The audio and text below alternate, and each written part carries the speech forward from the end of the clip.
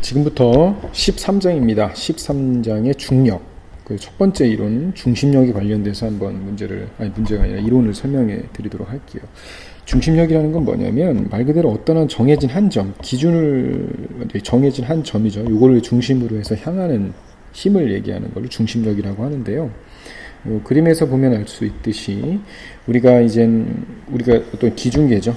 기준계를 두고 이 기준계를 두면 당연히 거기에서 좌표계를 설정할 수 있을 겁니다. 그랬을 때 서로 다른 두 물체가 상호작용을 할 때, 그죠? 상호작용이라는 것은 바로 이제 뉴턴의 운동의 제3법칙이죠.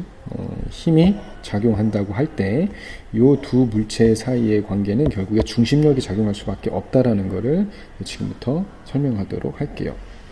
먼저 M1의 위치를 시간에 따른 위치 함수를 R1, M2의 시간에 따른 위치 함수를 R2라고 놓고요. 각각의 상호작용을 F1, F2라고 놓을게요. 여기서 F1이라는 것은 뭐냐면 M2가 M1에 작용하는 힘이고요. F2라는 것은 M1이 M2에 작용하는 힘이고, 방향은 서로 반대이고 크기는 같은 거죠. 3법칙에 의해서. 그러면 F1에 의해서 이러한 운동방정식이 세워질 거고요. F2에 대해서 이러한 운동방정식이 세워질 거예요. 그러면 얘네들을 질량중심과 상대운동으로 볼 건데, 여기서 상대운동에 대한 기준 위치는 파란색으로 쓰겠습니다. R2가 기준이에요. R2를 기준으로 봤을 때 상대운동을 한번 보겠습니다. 이거는 뭐 어떻게 놔도 상관없습니다. R1으로 봐도 되고요. 그러면 질량중심을 대문자 R로 놓을게요. 그래서 얘를 M1 플러스 M2분의 M1R1, M2R2 이렇게 될 거예요. 그래서 단 이제부터 이 M1 플러스 M2를 대문자 M으로 이렇게 표시를 하겠습니다. 그리고 상대운동은 M2를 기준으로 했을 때, 여기서 그럼 R 벡터는 이쪽 방향이겠죠. 그렇죠? R1, 그러니까 종점 벡터, 시점 벡터가 되기 때문에 이쪽이 R 벡터가 될 거예요. 그러면 한번 봅시다. 그러면 R1과 R2를 질량중심과 상대 좌표의 질량중심 좌표와 상대운동 좌표 요거로 표현을 해보면 R1은 이렇게 되고요. R1과 R2는 이렇게 되거든요. 그래서 얘는 어떻게 나온 거냐면, 보면 알 수 있듯이 M1 요거예요. 요 질량중심에서 양변에 M을 곱한 거예요. M을 곱하면 이렇게 되죠. MR은 이렇게 되고, 그리고 이게 이제 R이죠. 여기 R이니까 양변에 일단은 선생님이 요 M2를 없애기 위해서 M2를 곱한 거야. 그래서 정리하면은 R1은 어떻게 나오냐면 이렇게 나오고요. 얘를 여기다 R2에다 대입을 해서 풀면은 R2 값이 나옵니다. 즉 R1, R2를 질량중심과 상대운동이죠. 상대좌표의 결합으로 이렇게 표현을 한 거예요. 그러면은 여기다 그대로 F1이라는 걸 여기다 대입을 한 거예요. R1 대신에 뭐를 대입한 거야? 이렇게 대입하고요. F2는 R2 대신에 이렇게 대입을 한 거죠.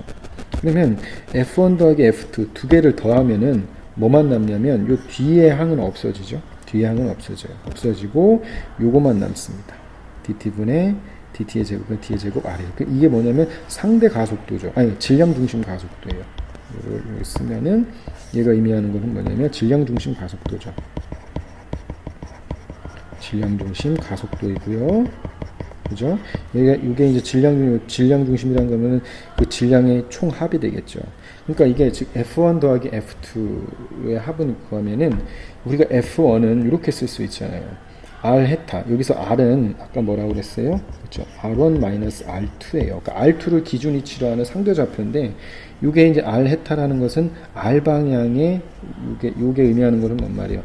이게 R 방향의 뭡니까? 단위 벡터잖아요. R 방향의 단위 벡터. 그래서 마이너스 F이고요. 얘는 R 방향의 F라는 크기 이렇게 놓을 수 있잖아요. 따라서 F1, F2를 더해주면은 어떻게 된다는 거야? 0이라는 거야. 그래서 어떤 결론이 납니까? 즉 질량중심은 등속 운동을 한다는 거예요. 그죠? 그러니까 질량중심 속도는 일정할 수밖에 없다라는 거예요. 질량중심은 등속 운동을 한다라고 볼 수가 있는 거죠. 근데는 이번에는 우리가 이제 F1 더하기 F2를 R에 대한 식, 즉 질량중심 좌표에 대한 식으로 이게 방정식으로 놨으니까 이번에는 뭐에 대한, 그렇죠? R에 대한 식으로 한번 표현을 해볼게요.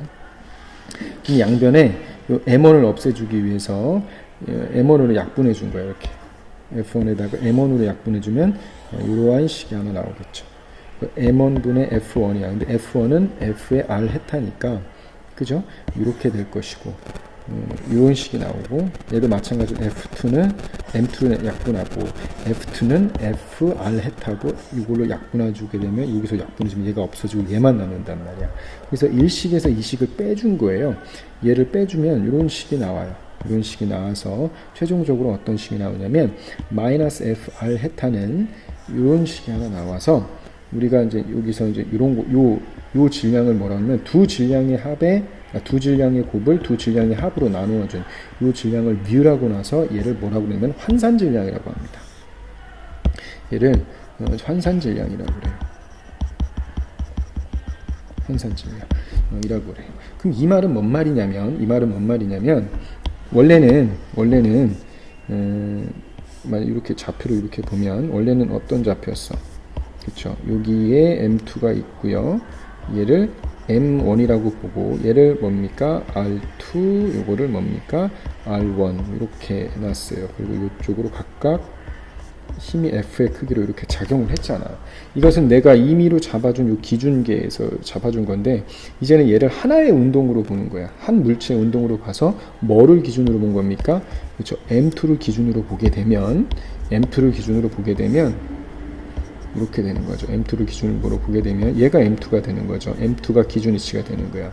그래서 요 M1의 운동이 어떻게 이쪽 방향으로 힘 F가 작용을 하는데 요 질량이 M1이 아니라 요 힘에 작용하는 거는 요 물체의 운동이 M1이 아니라 뭐로 뮤가 된다는 거야. 요 M1이 마치 뮤라는 질량을 가져서 어떻게 된다? 뮤라는 질량을 갖고 요 F라는 힘의 크기에 의해서 작용하는 어떤 궤적을 그린다는 거예요. 여기까지 됐죠. 여기서 요게 지금 R 벡터잖아. 요게 지금 R 벡터예요. 요건 R 벡터고 요게 이쪽으로 작용한 게 요게 F가 되겠고 실질적으로 M1이 아니라 요게 뮤라는 질량을 가지는 요 질량의 궤적으로 뭐 이렇게 표현이 된다라는 거예요. 이렇게 M2라는 기준 좌표계를 본다면 이렇게 볼 수가 있다는 거예요. 그렇다면 얘를 한번 보자는 거야. 그렇다면 우리가 요 뮤, 그러니까 이 M2가 충분히, 그러니까 얘가 지금 기준이잖아요. 얘가 그러니까 기준이 되는 그 M2의 질량이 충분히 큰 어떤 별이라고 보고 요 M1이 그거보다 충분히 작은 지구라고 볼게요. 그렇다면 이걸 한번 볼까요? 환산 질량을 계산해 보면 M2로 약분되면 결국 얘가 0이 되잖아. 얘가 0에 가까워지기 때문에 결국에 뮤는 M1이 된다는 거예요. 그러니까 이거를 이제 그림으로 이쪽으로 가져와 볼까요? 얘를 이렇게 가져와 보면 결국에 얘는 뭐가 된다는 거야? 얘가 원래 이 뮤가 결국 M1이랑 같다는 거야. 여기가 태양이라고 본다면, 그죠? 그리고 질량 중심도 보면은 질량 중심도 똑같이 M2로 약분되면 질량 중심의 위치가 요 사이에 원래 있었는데 질량 중심이 그냥 M2에 있다는 거랑 마찬가지라는 거야. 그러니까 만약에 한마디로 태양과 지구의 움직이라면 태양 자체가 질량 중심이 되는 거고 얘를 중심으로 얘가 중심력을 받으면서 어떠한 궤적을 그리면서 운동을 하는 거예요. 여기까지 이해가 됐죠? 예. 그렇다면 질량 중심 좌표계에서의 물체 운동을 한번 볼게요. 우리가 질량 중심 좌표계에서의 물체 운동. 이거는 지금 무슨 좌표계에서 본 거야? 그쵸. 상대 좌표에서 본 물체의 궤적 운동인데, 그렇다면 질량 중심 좌표계에서는 이 물체가 어떻게 운동하는지 볼게요. 질량 중심 좌표계에서 본다. 그럼 다시 말하면 뭡니까? R이 기준 위치가 되잖아. 그래서 R1 빼기 R을 한번 계산해 보면 이러한 식이 쭉 나와서 뭐가 되냐면 이러한 식이 나와요. 그렇다면은 여기에서 이제 얘의 궤적에 대한 가속도, 얘를 가속도를 계산해 보면 이렇게 나와요. 이렇게 요게. 그렇다면은 질량 요게 의미하는 게 뭐야? 요 왼쪽 식이 의미하는 거냐면 뭐냐면 M1, 그러니까 질량 중심 방향에서 바라본 M1의 궤적이에요. M1이 다시 질량 중심에서 바라본 M1이라는 물체가 M1 물체에 받는 힘의 크기는 결국에는 이거랑 같다라는 거예요. 얘랑 같다라는 거예요. 그렇죠? 마이너스 F의 R 헤타랑 같은 거고요. 마찬가지로 이번에는 이쪽은 뭡니까? 질량 중심에서 바라본 M2의 위치라는 거예요. M2의 위치를 보면은 쭉 계산해 보면 얘랑 똑같다는 거예요.